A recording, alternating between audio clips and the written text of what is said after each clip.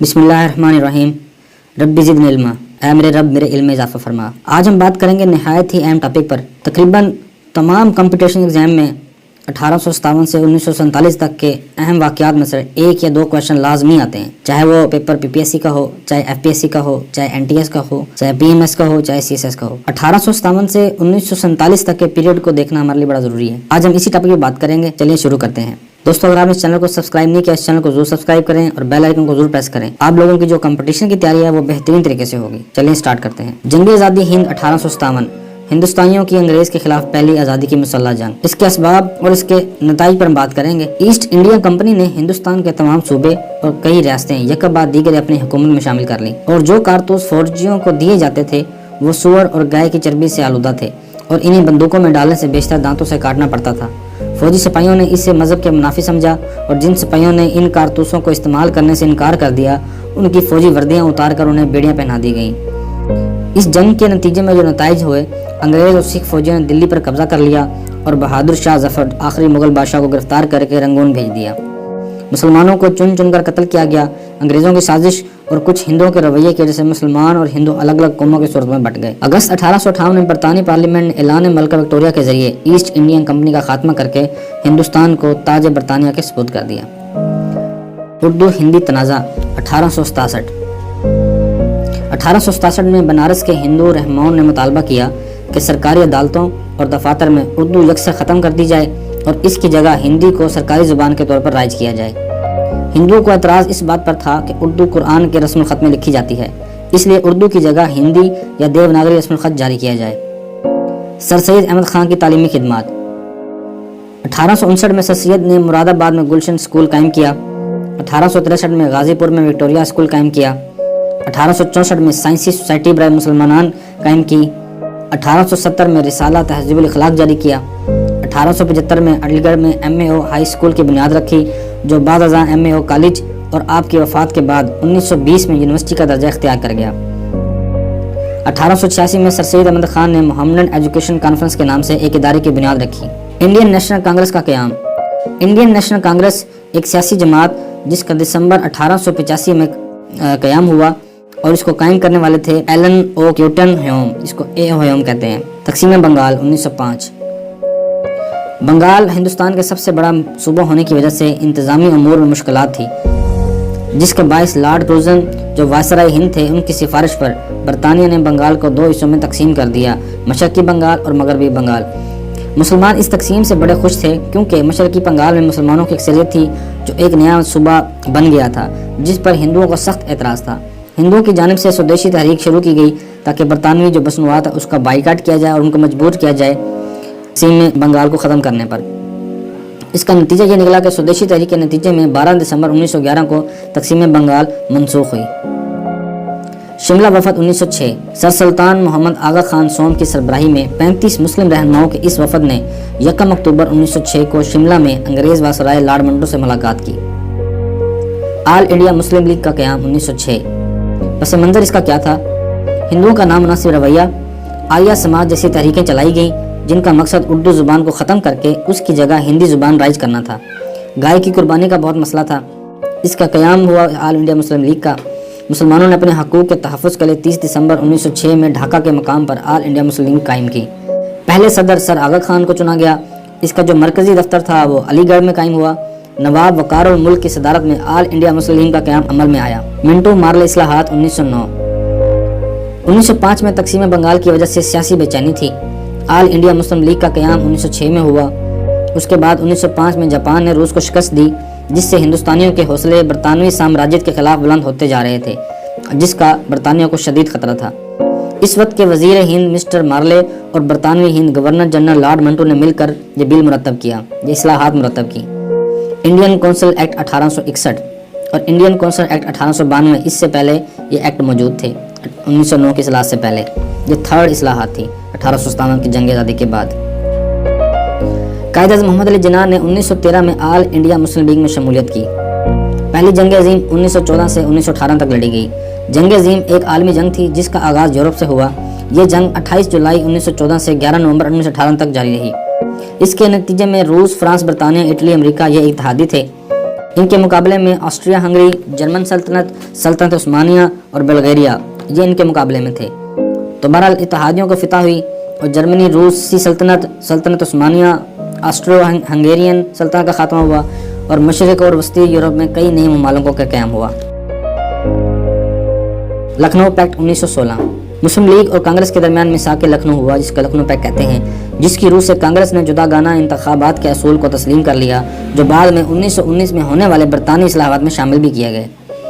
Montagu چیمسفورڈ اصلاحات 1919 اس وقت کے وزیر ہند مونٹیگو اور برطانوی ہند کے گورنر جنرل چیمسفورڈ نے مل کر مرتب کیا تھا۔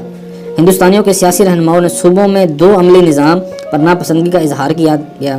کانگریسی اور مسلم لیگ دونوں نے مزید اصلاحات کا مطالبہ کیا۔ رول ایکٹ 1919 برطانوی ہندوستان کی مرکزی قانون مشاورتی کونسل نے 18 مارچ 1919 کو دلی میں یہ منظور کیا، جس کے تحت بنا عدالتی مداخلت کے کسی بھی ہندوستانی باشندے کو محض شک و شبہ کی بنیاد پر جیل میں ڈالا جا سکتا تھا، یہاں تک کہ ملزم کو وجہ جاننے کی بھی اجازت نہ تھی۔ اس ایکٹ کے رول ایکٹ کمیٹی کی سفارشات پر نافذ کیا گیا اور اس کمیٹی کا صدر سر سڈنی رولٹ کے نام پر اس ایکٹ کا نام رکھا گیا۔ تحریک خلافت 1922 خلفائے راشدین رضی اللہ تعالیٰ عنہ کے بعد بنو امیہ بنو عباس سے ہوتی ہوئی ترکی کے عثمانی خاندان کو منتقل ہوئی۔ پہلی جنگ عظیم کے وقت اسلامی سلطنت کا مرکز ترکی تھا۔ پہلی جنگ عظیم میں ہندوستان کے مسلمانوں نے برطانوی حکومت کا ساتھ دیا، اس وعدے کے ساتھ کہ برطانیہ کامیابی کی صورت میں اسلامی مقامات کو نقصان نہیں پہنچائیں گے، پر اس پر انگریزوں نے وعدہ خلافی کی۔ اس کے نتیجہ میں ہندوستانی مسلمانوں نے خلافت کے تحفظ کے لیے تحریکیں شروع کی، جس کو تحریک خلافت کہتے ہیں۔ اس تحریک خلافت کی کچھ ڈیمانڈز تھیں، جن میں ترکی کی خلافت برقرار رکھی جائے، مقامات مقدسہ مکہ مکرمہ مدینہ منورہ ترکی کی تحویل میں رہیں، ترکی سلطنت کو تقسیم نہ کیا جائے۔ یہ 3 جو ہیں تحریک خلافت کی ڈیمانڈز تھیں۔ اس کے علاوہ رول ایکٹ کے خلاف کانگریس، مسلم لیگ اور تحریک خلافت میں اتحاد تھا اور اسی تحریک پر ہندو رہنماؤں نے مسلمانوں کا ساتھ بھی دیا۔ رول ایکٹ کے بعد جب مسلمان اور ہندو اکٹھے ہو گئے تو ان کا جو اتحاد بنا، اس کے نتیجے میں تحریک خلافت پہ بھی گاندھی نے اپنا اظہار یکجہتی ظاہر کیا۔ اس کے بعد ایک گاؤں چورو چوری میں ایک تھانے کو آگ لگا دی گئی، جس میں 22 سپاہی جل مرے۔ اس واقعے کی آڑ بنا کر گاندھی نے اعلان کیا کیونکہ یہ تحریک عدم تشدد پر کاربند نہیں رہی، اس لیے اسے ختم کیا جاتا ہے۔ 1922 میں یہ تحریک جو ہے وہ کافی مان پڑ گئی۔ دوبارہ 1923 میں 1924 میں جب یہ کمال اتاترک ترک نے اپنی صدارت کا اعلان کیا تو اس کے ساتھ ہی یہ بھی دم توڑ گئی۔ سائمن کمیشن 1927 برطانوی ہند کے تقریباً تمام سیاسی پارٹیوں نے اس کمیشن کے بائیکاٹ کا اعلان کر دیا۔ اس موقع پر آل انڈیا مسلم لیگ 2 حصوں میں بٹ گئی تھی۔ پہلا گروہ جناح لیگ دراصل اس کمیشن سے بائیکاٹ کے حق میں تھا، جبکہ شفیع لیگ اس کمیشن کے حق میں تھی۔ نہرو رپورٹ 1928 سائمن کمیشن کے بائیکاٹ کے بعد مقامی سیاسی پارٹیوں نے موتی لال نہرو کی سربراہی میں ایک 9 رکنی کمیٹی قائم کی۔ کمیٹی نے جو آئینی رپورٹ تیار کی اسے نہرو رپورٹ کے نام سے یاد کیا جاتا ہے۔ یہ رپورٹ اگست 1928 میں شائع ہوئی۔ جناح کے 14 نکات 1929 28 مارچ 1929 کو دلی میں آل انڈیا مسلم لیگ کے اجلاس میں نہرو رپورٹ کے جواب میں 14 نکات پیش کیے گئے۔ خطبہ الہ آباد 1930 کو مسلم لیگ کا سالانہ اجلاس الہ آباد میں منعقد ہوا۔ اس کی صدارت علامہ محمد اقبال نے کی۔ ہندو اور مسلم 2 الگ قومیں ہیں، ان میں کوئی بھی قدر مشترک نہیں ہے۔ صوبہ پنجاب، صوبہ شمال مغربی سرحد، سندھ اور بلوچستان کو ایک ریاست کی شکل دی جائے، یہ خطبہ میں ڈیمانڈ کی گئی۔ گول میرج کانفرنسز یہ 3 گول میرج کانفرنسز ہوئی تھی 1930، 31 اور 1932 میں۔ برطانیہ کے جو نئے منتخب وزیر اعظم ریمزے میک ڈونلڈ نے سائمن کمیشن کی سفارشات کو منظور کرتے ہوئے ہندوستان میں آئینی تعطل کو دور کرنے کے لیے ہندوستان کے لیڈروں کو لندن بلایا تاکہ آئین کے بارے میں ان کی باہمی رضامندی حاصل کی جا سکے۔ کانگریس ایک مضبوط مرکزی حکومت جبکہ مسلم لیگ صوبائی خود مختاری کی خواہش مند تھی۔ پہلا دور جو گول میرج کانفرنس کا ہوا 10 نومبر 1930 کو شروع ہوئی اور 19 جنوری 1931 تک رہی۔ اس کے بعد دوسرا دور 7 ستمبر 1931 کو شروع ہوا اور 1 دسمبر 1931 تک جاری رہا۔ تیسرا اور آخری دور 17 نومبر 1932 سے 24 نومبر 1932 تک لندن میں منعقد ہوا۔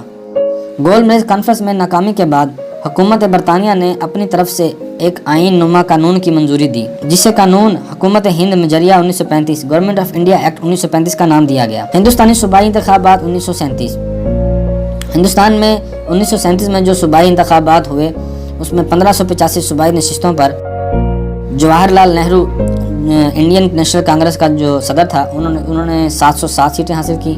محمد علی جناح آل انڈیا مسلم لیگ کے جو صدر تھے انہوں نے 106 سیٹیں حاصل کی، اور سکندر حیات جو یونیسس پارٹی جو پنجاب کے تھے انہوں نے 101 سیٹیں حاصل کی۔ ان انتخابات کے نتیجے میں ہندوستان کی تاریخ میں پہلی مرتبہ کانگریسی وزارتیں قائم ہوئیں۔ کانگریسی وزارتوں کو تقریباً 2 سال تک قائم کرنے کا موقع ملا۔ نومبر 1939 میں کانگریس اور انگریز کے درمیان دوسری جنگ عظیم میں اختلافات کی وجہ سے وزارتوں کو مجبوراً مستعفی ہونا پڑا۔ مسلم لیگ نے قائد اعظم محمد علی جناح کی ہدایت پر 22 دسمبر 1939 کو یوم نجات منایا۔ قرارداد پاکستان 1940۔ 23 مارچ 1940 کو لاہور کے منٹو پارک میں آل انڈیا مسلم لیگ کے 3 روزہ سالانہ اجلاس کے اختتام پر وہ تاریخی قرارداد منظور کی گئی تھی جس کی بنیاد پر مسلم لیگ نے برصغیر میں مسلمانوں کے علیحدہ وطن کے حصول کے لیے تحریک شروع کی۔ قرارداد لاہور مولوی فضل الحق نے پیش کی۔ Shimla conference 1945۔ Shimla conference 1945 viceroy of India lord Wavell اور برطانوی ہند کے بڑے سیاسی رہنماؤں کے درمیان شملہ کے مقام پر ایک ملاقات تھی۔ ہندوستان کی خود مختاری کے لیے واول منصوبے پر اتفاق اور منظوری کے اتفاق کیا گیا، پر بعد میں انگریزوں اور کانگریسی قیادت نے حسب عادت منصوبے میں طے شدہ نمائندگی کے تناسب سے انحراف کیا۔ اس دوران برطانیہ میں نئے الیکشن ہوئے جس میں لیبر پارٹی کامیاب ہوئی اور یہ حکومت جلد از جلد انتخابات کروانے اور پاور اقتدار وہ ہندوستانیوں کو شفٹ کرنے کے حق میں تھی۔ انتخابات 1945-1946۔ دسمبر 1945 میں مرکزی اسمبلی، جنوری 1946 میں صوبائی اسمبلیوں کے انتخابات کروانے کا فیصلہ ہوا۔ انڈین نیشنل کانگریس کا یہ منشور تھا کہ جنوبی ایشیا کو ایک ملک کی صورت میں آزاد کروایا جائے گا۔ کانگریس نے انتخابات میں اس لیے اکھنڈ بھارت کا نعرہ لگایا، جبکہ مسلم لیگ نے قرارداد پاکستان کے مطابق ایک علیحدہ خود مختار ریاست کا نعرہ لگایا۔ مرکزی اسمبلی مسلم سیٹوں کی تعداد 30 تھی، تمام پر مسلم لیگ کامیاب رہی۔ اسی طرح صوبائی اسمبلیوں میں مسلم لیگ سیٹوں کی مخصوص تعداد 495 تھی، جس میں سے مسلم لیگ 434 سیٹوں لینے میں کامیاب رہی۔ Cabinet mission plan 1946۔ انتخابات 1946 کے فوراً بعد حکومت برطانیہ نے ہندوستان کی گتھی سلجھانے اور انتقال اقتدار کے لیے راہ ہموار کرنے کی غرض سے 3 وزراء پر مشتمل ایک مشن ہندوستان بھیجا۔ یہ مشن کیبنٹ مشن یا وزارتی مشن کے نام سے یاد کیا جاتا ہے۔ برطانوی قانون آزادی ہند 1947 کے تحت 15 اگست 1947 کو پاکستان اور بھارت نے برطانیہ سے